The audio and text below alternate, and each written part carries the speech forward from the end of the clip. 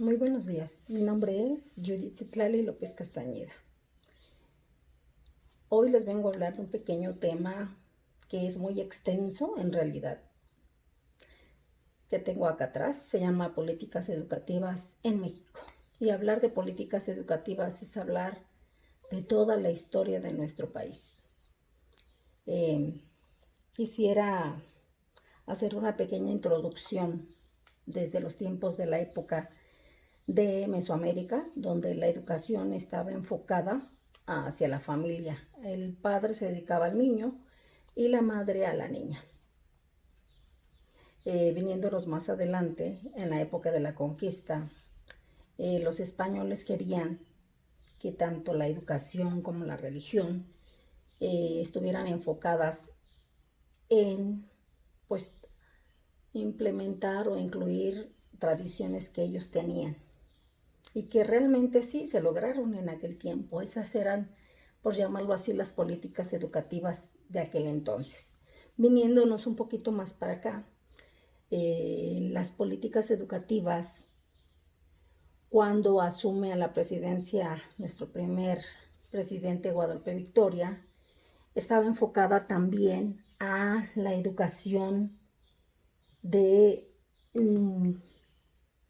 ciertos grupos sociales. No había esa equidad para todo nuestro país y esa era una de las políticas que pues tampoco permitimos y que también se dio otro movimiento que fue la Revolución Mexicana y en aquel entonces el maestro era partícipe de ese movimiento como un agente de cambio y que influía mucho en lo que tenía que ver la educación de aquellos tiempos, que tampoco estaba repartida, ni había igualdad, ni nada.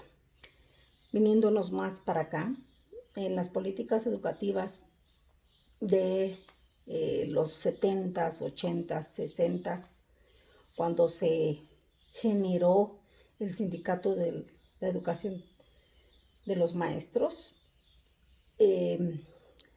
se pedía que los padres tuvieran la oportunidad de escoger en qué escuelas querían que sus hijos estudiaran como un derecho.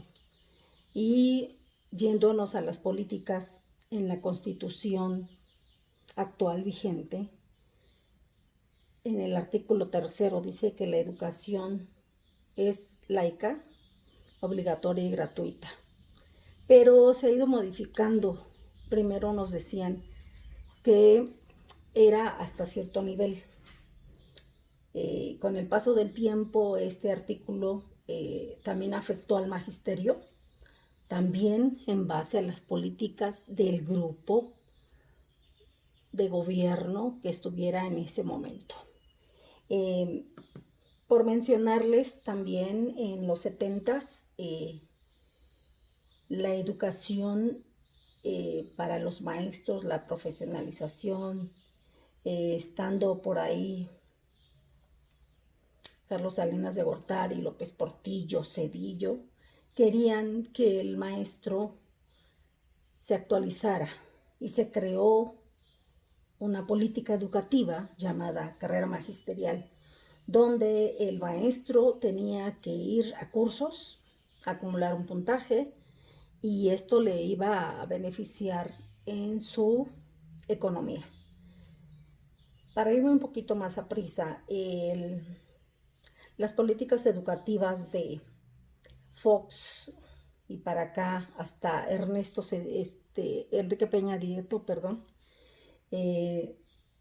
querían que se diera una política educativa de mano de obra para que cumpliera con los requerimientos del Banco Mundial, a lo cual tampoco nos ha servido mucho. Recordemos que México es un país en desarrollo. Estamos muy lejos de estar con una política educativa acertada, ya que cada sexenio nos modifican y que el docente tiene que adaptarse de acuerdo a lo que le da el gobierno y que ahora en la actualidad esperemos que con este gobierno está dándole prioridad a los que no han tenido ese acceso y que en el artículo 3 ya es obligatorio la educación hasta nivel superior. Pues fue un placer estar con ustedes y espero me hayan entendido. Me pongo un poco nerviosa, pero agradezco su atención. Gracias.